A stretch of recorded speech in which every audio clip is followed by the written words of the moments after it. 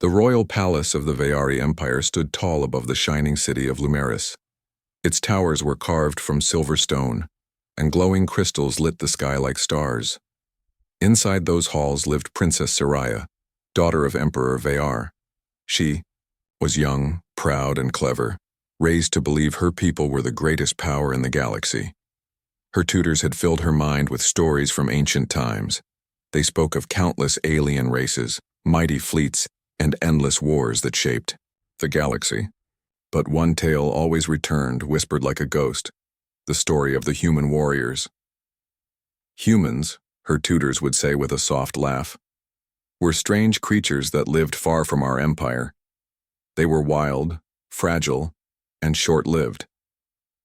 Yet, the legends claim they fought like no other. It is said they never gave up even when their worlds were burning. But these are only stories, Princess. No human lives in the galaxy today. Soraya believed those words. To her, humans were like characters in an old play, made to inspire courage in children. How could such beings truly exist? The galaxy was vast, yes, but the Veyari Empire had explored most of it. If humans were real, they would have been found long ago. One evening, Soraya sat with her father, Emperor Veyar, in the Hall of Stars. The Emperor was a tall figure with sharp eyes and a voice that carried weight. He studied the galaxy map floating before him, glowing with the positions of fleets and colonies. "My daughter," he said slowly, "never dismiss the old stories too quickly. Humans were not myths, they were real. I have read the records myself. Empires stronger than ours once fell to them. Their spirit was unlike anything else in the stars." Soraya smiled politely, but inside she doubted him. "Father, if they were so powerful, where are they now? Legends cannot fight. Shadows cannot build. If humans truly lived, they are long gone. Only stories remain." The Emperor looked at her with a heavy expression. "Sometimes stories survive because they are warnings. Remember that." Soraya nodded, but she held her own thoughts. To her, this was just one more lesson her father carried from the past. She was a child of the present, of the Veyari Empire, the greatest force alive. Days passed and the palace returned to its routines. The Empire's fleets spread across the stars, guarding trade and conquering weaker worlds. To Soraya, it was proof that the Veyari needed no myths. Her people were the rulers of the galaxy. But fate moves quietly, and one small event can shake even the strongest beliefs. It happened when a patrol near the edge of the Empire captured a strange vessel drifting through the void. It was small, old, and scarred from many journeys. At first, the commanders thought it was a smuggler's ship or a broken scout. But when they searched it, they found only one passenger inside. He was tall by alien standards, with a strong build, and dark hair streaked with gray. His clothes were worn, his eyes sharp and alert. He carried no advanced weapons, no devices of power. Yet he stood calmly as the soldiers pointed their energy spears at him. "I am Marcus Hale," he said in a steady voice. "I am human." The soldiers froze. The word felt heavy in the air like a whisper from an old dream. Humans were not supposed to exist. They were stories, nothing more. Yet here was one claiming that very name. The news traveled fast. Within hours, the Emperor himself ordered the stranger brought to the capital. And so, under heavy guard, Marcus Hale was led through the shining halls of Lumeris, his steps steady and unafraid. Soraya stood on a high balcony, watching as the soldiers escorted him below. She felt a strange chill. This man looked no different from many alien races. 2 arms, 2 legs, a face like countless others. How could such a being be the monster of legend? When she entered the throne chamber later that day, the hall was crowded. Advisors, generals, and nobles all gathered to see the human. They whispered and laughed among themselves. Many expected a weak creature, a relic that would prove the old stories false. Emperor Veyar sat tall upon his throne, his gaze fixed on the prisoner. Marcus stood before him, hands bound by light chains, but his eyes showed no fear. He looked at the Emperor as an equal, not as a captive. "State your name," the Emperor ordered. "Marcus Hale," the man replied. "Born of Earth, last son of its wandering fleet." The hall buzzed with disbelief. Earth? The world from the legends? Such a place had been lost for centuries, if it ever existed at all. Soraya stepped forward, curious. She wanted to see this legend up close. "You claim to be human," she said. "But humans are myths. Tell us, why should we believe you?" Marcus turned his eyes to her. There was no arrogance, no plea in his gaze, only calm strength. "You need not believe," he answered. "My people were never known because of belief. We were known because we endured, and we are not gone." The chamber grew quiet. His words carried weight, not because of power, but because of certainty. Even Soraya felt her chest tighten, yet her pride rose quickly to protect her. "You stand here alone," she said firmly. "If your kind were so great, where are your armies? Where is your empire?" Marcus did not flinch. "Empires rise and fall, but humans, we survive. That is enough." The silence in the chamber grew deeper. Some nobles shifted uncomfortably. Generals frowned. Soraya herself did not know what to say. The man's presence was unsettling, as if the air around him carried something she could not name. For the first time in her life, she felt a small seed of doubt. Could the old stories be true? But she quickly pushed the thought away. No, she told herself. This was only one man, one wanderer clinging to a dead name. The galaxy was vast, and myths often wore the faces of the desperate. Still, as Marcus was led away under guard, his calm eyes lingered in her mind. And though she tried to laugh it off, a quiet voice inside her whispered words she did not want to hear. The stories are not over. The palace guards led Marcus Hale through shining corridors of crystal and steel. Light from glowing walls cast silver shadows, but the man walked calmly, as though he had strolled through such halls 1,000 times. His chains shimmered with energy, yet he carried himself like a free man. Princess Soraya followed at a distance, curious. She wanted to see more of this strange figure who dared to call himself human. His presence unsettled her, not because of his strength, but because of his silence. He did not shout or beg. He did not bow his head in fear. He simply walked forward, steady and unbroken. At last, the guards brought him into the council hall. The chamber was wide and round, with banners of the Veyari Empire hanging high above. Nobles sat in curved rows, and generals stood in polished armor.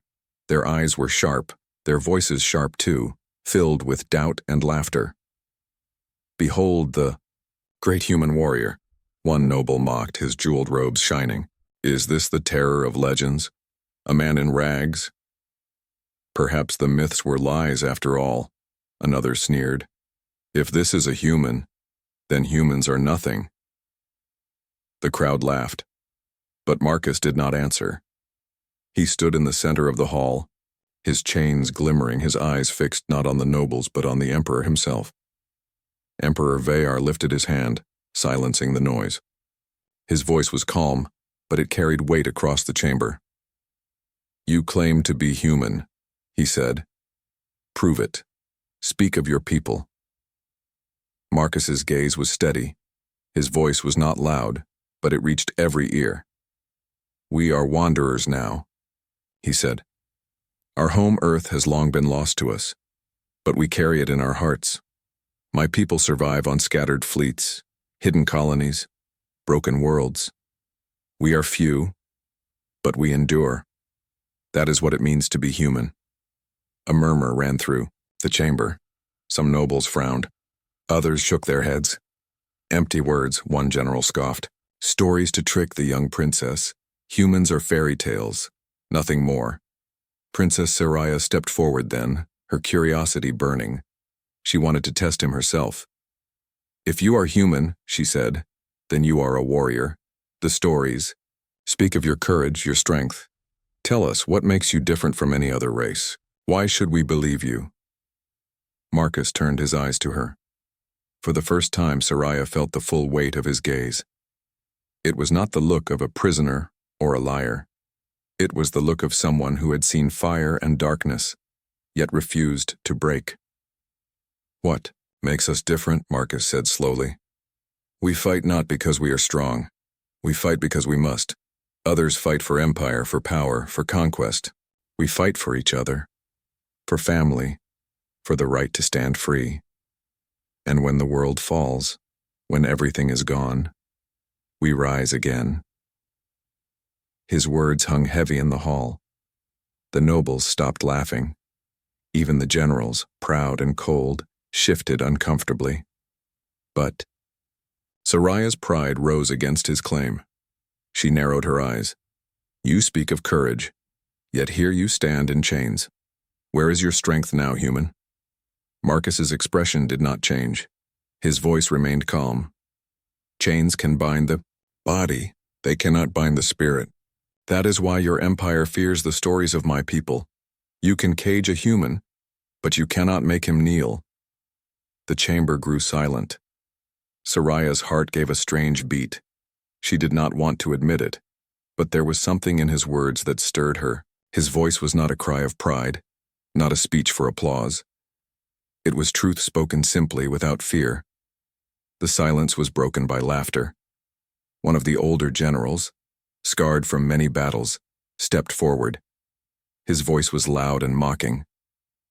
"Enough of this. If he is truly human, let him prove it. Let him face a Veyari warrior in combat. Then we shall see what these legends are worth." The chamber buzzed with approval. Nobles clapped, soldiers nodded. The idea was perfect. If Marcus lost, the myth would die with him.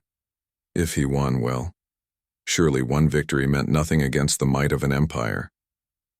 Soraya studied Marcus closely. She half expected him to protest, to demand freedom. But he only gave the smallest of nods. "If that is your wish," he said, "I will fight." The hall shook with laughter. "He accepts," the nobles cheered. "Let him face our champion." Emperor Veyar remained silent for a long moment. His sharp eyes rested on Marcus, then on his daughter. Finally he spoke. "Very well, tomorrow he will enter the arena. If he survives, we will judge him again. Until then, keep him under watch." The guard stepped forward, but Soraya found herself speaking before she realized it. "Wait." The chamber turned toward her. She hesitated, but her curiosity overcame her pride. "Before he is taken away, I wish to ask one last question." The emperor nodded. Soraya looked directly at Marcus. Her voice was calm, but her heart beat quickly. "Why do you not fear death? You know our champion will crush you, yet you stand as if you do not care." For the first time, Marcus's lips curved into the smallest of smiles. It was not pride, nor mockery. It was quiet, almost gentle. "Because, princess," he said, "humans do not fight to live forever. We fight so that others can." The hall fell silent again. The guards led him away, his chains glowing in the dim light. Yet Soraya could not move. His words echoed in her mind, refusing to fade. For years, she had believed humans were shadows, stories for children. But as she stood in the great council hall of the empire, she felt something she had never felt before: doubt. And with that doubt came an unshakable thought. Perhaps the legends were true. The next morning, the great arena of Lumeris roared with life. Thousands of citizens filled the high seats, their cheers shaking the very walls. The Veyari loved combat, for it showed strength, honor, and the greatness of their empire.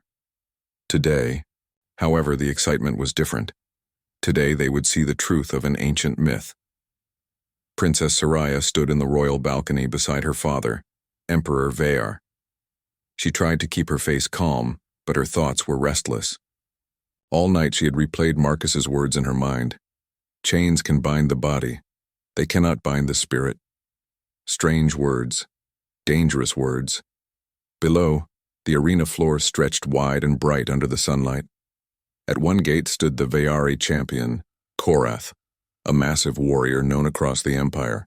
His armor shone like steel fire, and his weapon was a double-bladed staff that hummed with energy. He raised it high, and the crowd cheered his name. At the opposite gate, the guards brought Marcus Hale forward. He wore no armor, only simple cloth. In his hand was a plain blade, forged hastily by the arena smiths. Compared to Korath's shining weapon, it looked like a toy. Yet Marcus held it firmly, his expression calm as ever. The crowd laughed. "This is the human warrior?" they shouted. "He will fall in moments." Soraya crossed her arms, trying to convince herself she agreed. Yes, she thought, this man is nothing. He cannot win. But still, her eyes stayed fixed on him. The horn sounded. The trial began. Korath charged forward with a roar, his staff spinning in a deadly arc. The ground shook with his steps. Marcus did not meet the charge. Instead, he stepped lightly aside, letting the heavy blow crash into the sand. Dust rose. The crowd gasped. Korath spun quickly, striking again. Once more, Marcus slipped away, his movements sharp and controlled. He did not waste strength on wild swings. He did not panic. He simply watched, waited, and moved when needed. Soraya leaned forward. Something about his movements was strange. He was not stronger than Korath. He was not faster, but he was patient. He was reading the champion like a book. Korath grew angry. His strikes became harder, faster, louder. Sparks flew as his staff smashed against stone. But every time Marcus was gone, just one step out of reach. The crowd's laughter slowly faded. Whispers began to spread. Why has he not fallen yet? Then it happened. As Korath swung high, Marcus slipped low, rolling beneath the strike. In one swift motion, his blade cut across the champion's leg. Not deep, but enough to draw blood. The arena froze. Blood on the sand. The human had struck the Empire's champion. Korath roared in fury. He attacked with greater rage, his staff. A storm of strikes. Marcus did not try to match his strength. Instead, he used the champion's anger against him. Each wild swing left an opening, and Marcus took them. Small cuts, quick strikes, never too much. Soraya's heart beat faster. She could not believe what she was seeing. The champion, the pride of the Veyari, was bleeding again and again, and the human, still calm, still standing. Finally, Korath raised his staff for a mighty overhead strike, meant to end the battle in one blow. Marcus did not dodge this time. Instead, he stepped inside the arc of the weapon, close enough that the staff's power meant nothing. With a twist and a strike, his blade slashed across Korath's arm. The champion cried out, dropping his weapon. Before he could recover, Marcus pressed his blade gently against Korath's throat. He did not strike. He did not kill. He simply held the position. The arena was silent. The horn sounded again. The trial was over. Marcus Hale, the human, had won. For a moment, no one moved. Then the whispers began, then gasps, then shouts of disbelief. The crowd, once so certain, now could not understand what they had seen. Princess Soraya's hands gripped the balcony rail. Her mind raced. It cannot be. It cannot. But I saw it with my own eyes. Emperor Veyar rose to his feet, his face unreadable. Enough, he said, his voice echoing through the arena. The trial is complete. The human has proven his claim. The guards rushed to escort Marcus away, but he walked calmly, his blade lowered, his eyes steady. He looked neither proud nor triumphant. He looked certain. As he passed beneath the balcony, his eyes lifted, meeting Soraya's. For a brief moment, she felt something she could not explain. Respect, fear, admiration, perhaps all at once. She turned away quickly, hiding her unease. Back in the council hall, the nobles erupted in argument. "This is madness," one shouted. "A trick. He cannot truly be human," another argued. "Perhaps a mutant or some forgotten race." "But we saw it," a general said darkly. "We saw how he fought." Soraya stood in silence as the debate raged. Her heart was still pounding. The sight of Korath falling replayed in her mind again and again. At last, Emperor Veyar raised his hand and the chamber fell silent.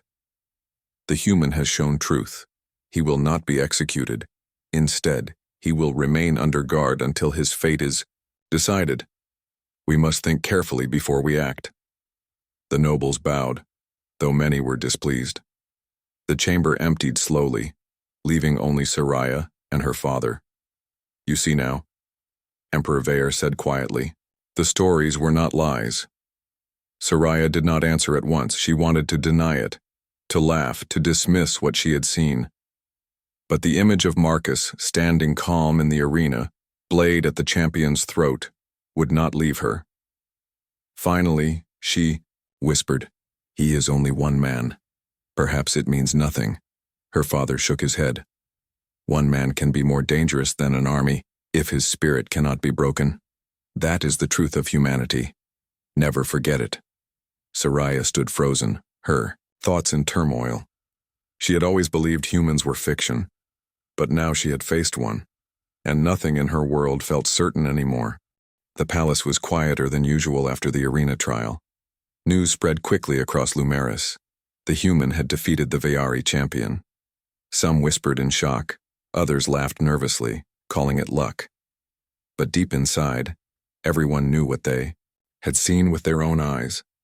Princess Soraya could not forget the moment. Marcus Hale standing calm, blade steady, the champion of the empire on his knees. It haunted her thoughts.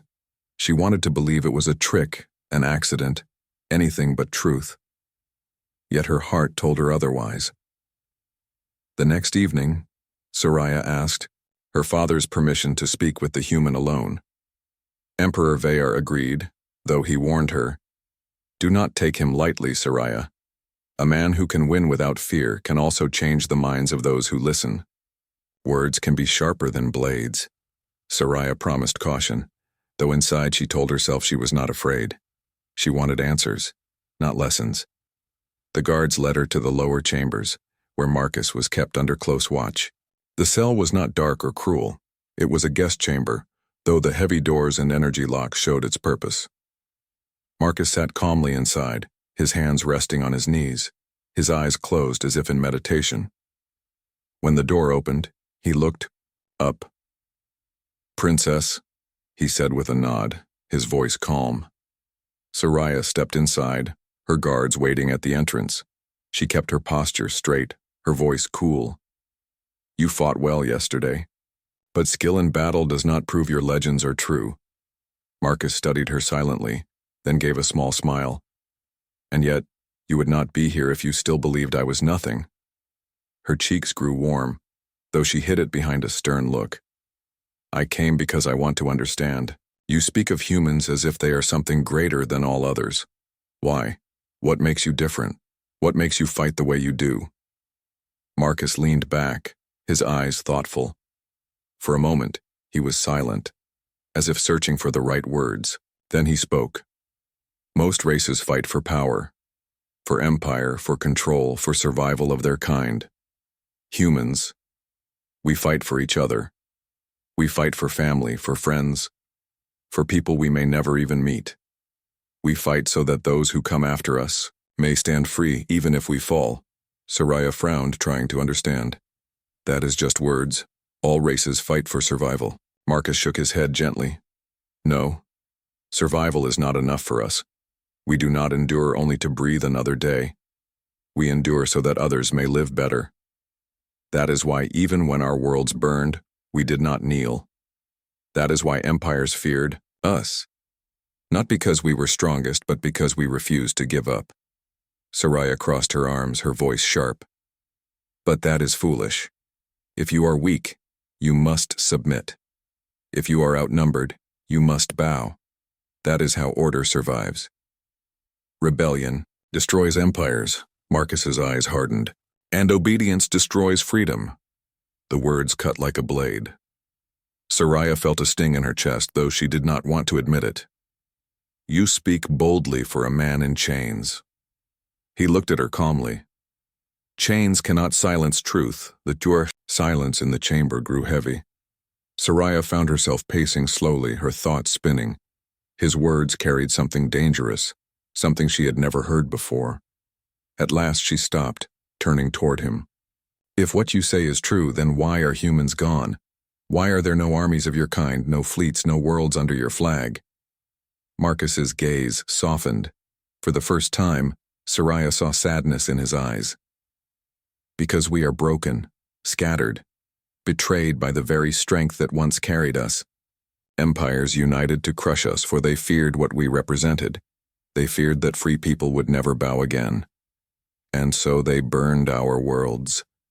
His voice grew quiet. But even scattered, even lost, humans endure. We do not need a throne to be human. We only need each other. Soraya's lips parted, but no words came. She had never heard anyone speak this way. In her world, power was measured in fleets and thrones, in wealth and bloodlines. But this man spoke of something else, something invisible yet stronger than steel. Before she could answer, one of her guards stepped forward nervously. "Princess, forgive me, but the council gathers. They demand the human's execution. They say his words are dangerous, that the people may start to believe the legends." Soraya turned sharply. "Execution? For winning a fair trial?" The guard bowed. "The nobles fear him. Already whispers spread in the city. Some call him proof of the old stories. Others wonder if more humans remain." Soraya looked back at Marcus. He remained calm, though his eyes held quiet fire. "This is what fear does," he said softly. "Your empire fears ideas, not armies." Her chest tightened. She wanted to argue, to silence him, but she could not. He was right. Later that night, Soraya stood on her balcony, the lights of Lumeris stretching far into the distance. She could hear the faint voices of the people below, talking, wondering. The story of the human warrior had already spread. The court wanted him silenced. Her father warned her not to underestimate him. And yet, when she closed her eyes, she saw Marcus again. His calm eyes, his steady voice.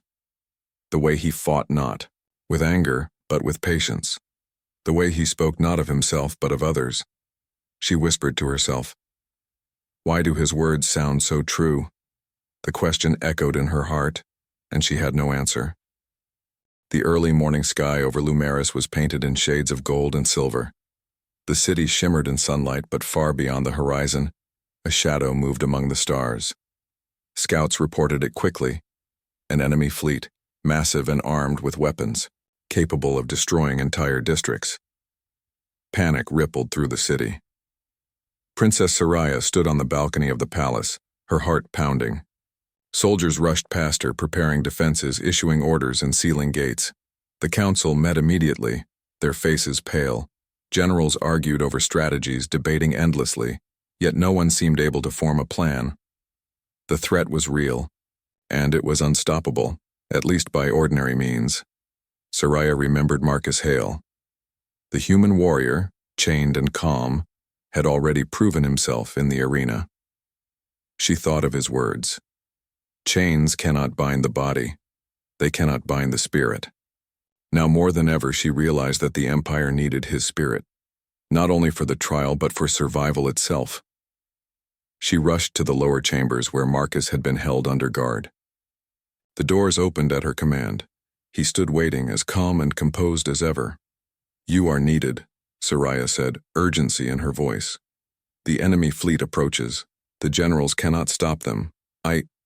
I need your help." Marcus nodded slowly. "I thought you might." The guards hesitated, but Soraya waved them back. "He will fight with us, not against us. Trust him." Marcus followed her out into the strategy room. Holographic displays of the city and the approaching fleet glowed before them. Generals and nobles argued endlessly, their voices rising and falling, but Marcus stepped forward.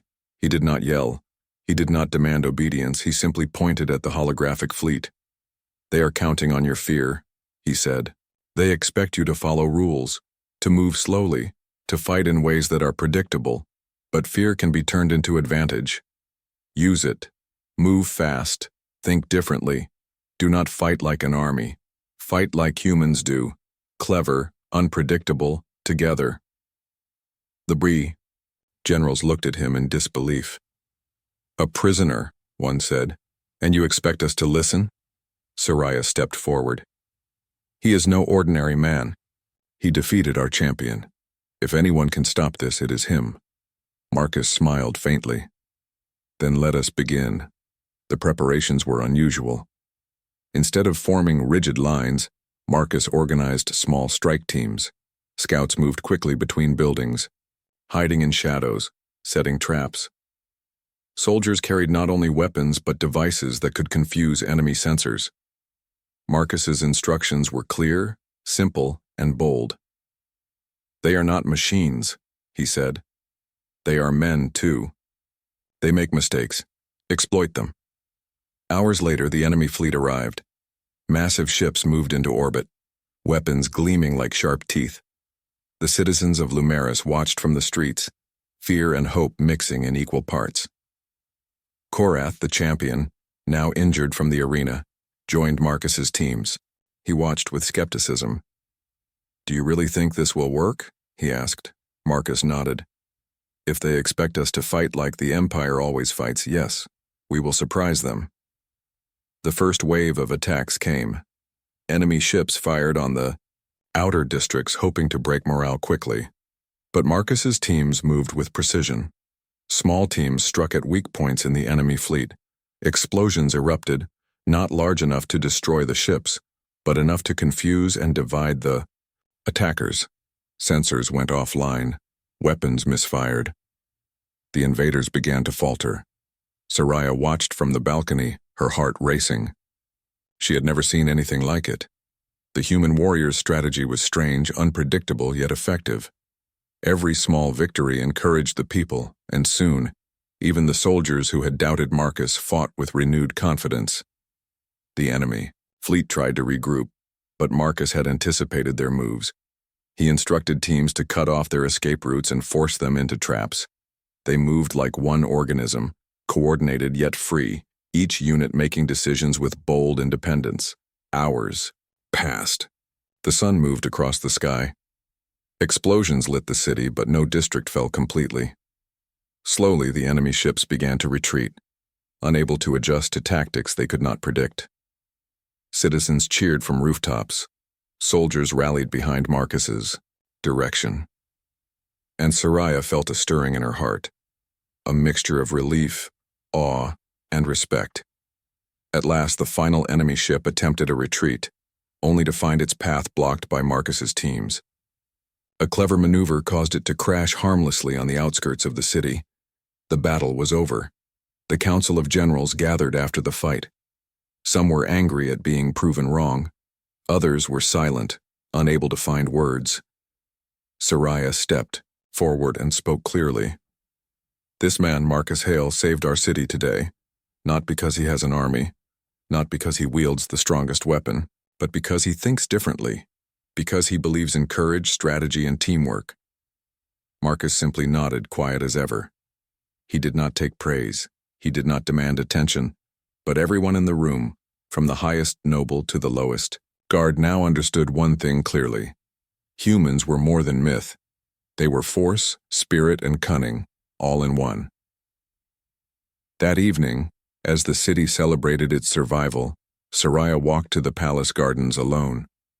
Marcus approached her, silent and calm. You saw it, he said softly. Your people believed they could only fight in one way. Now they have seen another way. Do not forget this lesson. Soraya nodded slowly. She felt both humbled and challenged. You are not just a warrior, she said. You are something more, something dangerous. Marcus smiled faintly. Dangerous, only if people fear truth. Soraya's mind raced. The Empire had survived today because of a human, and yet she knew the Council would still see him as a threat, not an ally. Many would want him silenced.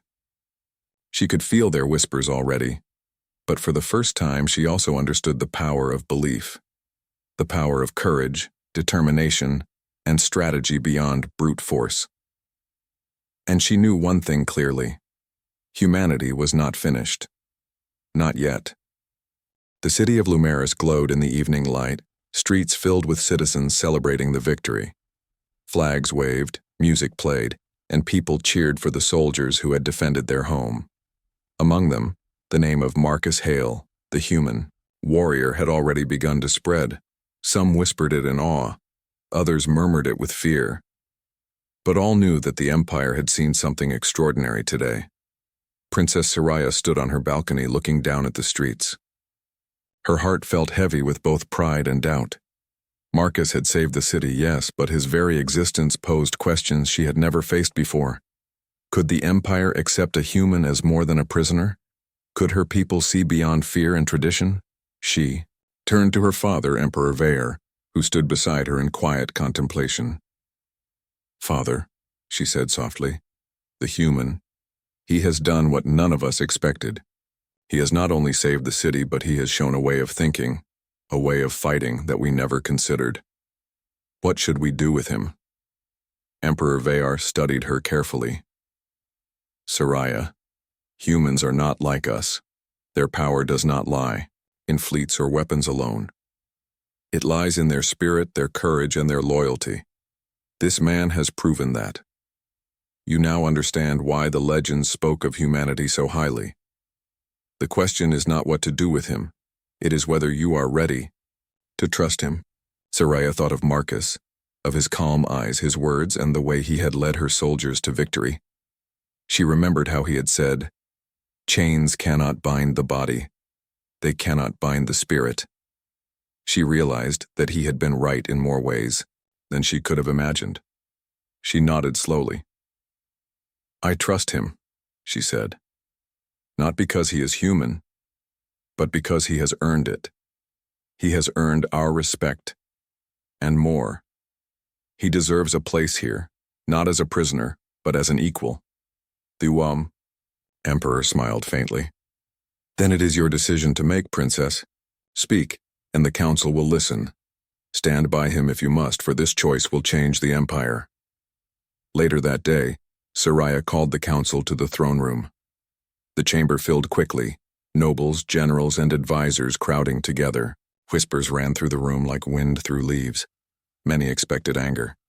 Many expected outrage. But the princess walked in, her posture calm and resolute. "Counselors," she began, her voice clear, "today we have seen the truth of the old stories. Humans are not myths. One human has proven more clever, more courageous, and more capable than any of our warriors. His name is Marcus Hale." Murmurs filled the room. Some nobles gasped, others leaned forward, skeptical. Soraya raised her hand for silence. "This man has saved our city," she continued. "He has fought not for power, not for a throne, but for the people, for all of us. And now I declare that Marcus Hale will no longer be a prisoner. He will serve the Empire, not as a subordinate, but as an advisor. He will teach us, guide us, and prepare us for the challenges ahead. He will remind us of courage, of strategy, and of what it truly means to fight for something greater than oneself." Silence followed. Some bowed, some scowled, and some whispered behind their hands. But Soraya's voice did not falter. She had made her choice and she would not be shaken. Then Marcus Hale himself entered the chamber. He did not kneel. He did not bow. He simply stood beside her, calm, steady, and unafraid. "Princess," he said, voice soft but firm, "I will serve your empire, not for glory, not for power, only to help your people survive and to honor what you have already shown me, that courage and loyalty can change even the strongest walls." The nobles looked astonished. The generals who had doubted him now studied him carefully. He did not need to boast. He did not need to fight. The respect he earned came from something far stronger than any weapon. Soraya smiled faintly. "Then let it be known across the Empire," she said, "that Marcus Hale is no longer a prisoner, but a member of this court. Let all understand that the power of humans is real, and that legends may be more than stories. They may be the future." The council slowly nodded. Some still whispered, but the decision was made. And for the first time, the people of Lumeris saw a new possibility. That tradition and innovation could stand together, and that courage was stronger than fear. That evening, Soraya walked in the palace gardens with Marcus. The sky was painted, with stars and the city lights reflected like scattered diamonds below. The sounds of celebration drifted upward, soft and distant. "You have changed everything," Soraya said quietly. "Not just for the city, but for me. For the Empire." Marcus shook his head lightly. "I only showed what humans have always done. You chose to see it, that is what matters." She paused, looking at him. I believe now. Not just in you, but in what humanity represents. Strength, courage, hope, even when all seems lost." Marcus smiled faintly. "Then we are not so different, Princess. Humans fight for others, and I see that you fight for your people in the same way. That is why we are allies." Soraya felt a warmth in her chest. For so long she had believed the stories of humans were fiction, but now she understood. They were real, and their strength was not just in arms or fleets, it was in spirit and determination, and in the courage to stand when others falter. From that night onward, Marcus Hale became a part of the Empire. He trained soldiers, advised generals, and shared knowledge that had been lost for centuries. Under his guidance, the Empire grew stronger, not just in power, but in spirit. And Princess Soraya? She became a ruler who understood that legends could be real, and that the courage of one individual, human or alien, could change the fate of a world. The galaxy had seen humanity as myth for too long. Now it would see humanity as a force to be reckoned with. And in the heart of the Veyari Empire, the princess whispered to herself as she looked at Marcus, standing calm and steady beside her. The stories were true. Humans are real, and their time has only just begun.